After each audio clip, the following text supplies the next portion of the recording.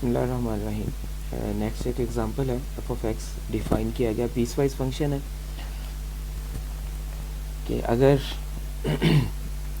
Rational होगा, rational के ऊपर फंक्शन अप्लाई किया जाएगा, रैशनल इर्रेशनल नंबर के ऊपर तो आंसर ज़ीरो आएगा, और अगर रैशनल के ऊपर अप्लाई किया जाएगा तो आंसर, तो हम इसमें एक पार्टीशन क्रिएट करेंगे और पार्टीशन के अंदर डिफरेंट पॉइंट्स आएंगे, और जब भी हमारे पास कोई भी इंटरवल हो, उस हर इंटरवल के अंदर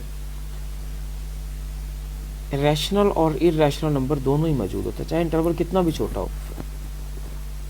हर इंटरवल में रैशनल भी मौजूद होगा और इर्रेशनल भी होगा।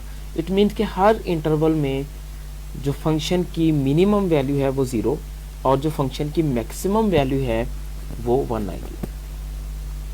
तो इस लिहाज से जब हम यहाँ पे अपर सम की डेफिनेशन लिखेंगे, तो अपर सम की डेफिनेशन में यहाँ पे आता है एम जे और साथ में इंटरवल।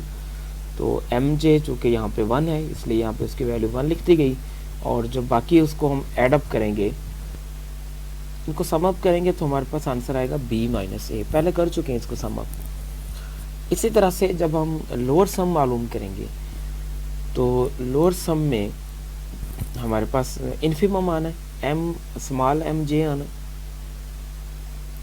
स्मॉल एम जे की वैल्यू 0 है, तो फिर इसका मतलब सारा सिस्टम में क्या हो गया, 0 हो गया। तो अपर सम हमारे पास आया b माइनस ए और लोअर सम आया 0 के इक्वल। तो इसका मतलब अपर इंटीग्रल हमारे पास आएगा b माइनस ए और लोअर इंटीग्रल आएगा 0। रिमान इंटीग्रेबल फंक्शन की एक और भी डेफिनेशन है कि जिसमें लोअर इंटीग्रल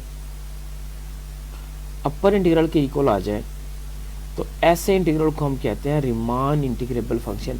अब इसका क्वेश्चन ये भी बन सकता है एग्जांपल में कि check whether the function is Riemann integrable और नॉट, क्या ये फंक्शन रिमान इंटीग्रेबल है या नहीं है। तो चूँकि इसमें लोअर सम अपर सम के इक्वल नहीं है, या लोअर इंटीग्रल अपर इंटीग्रल के इक्वल नहीं है, इसलिए हमारे पास इसका आंसर जो है वो 0 है। सॉरी, दोनों बराबर नहीं है, इसलिए फंक्शन रिमान इंटीग्रेबल नहीं है।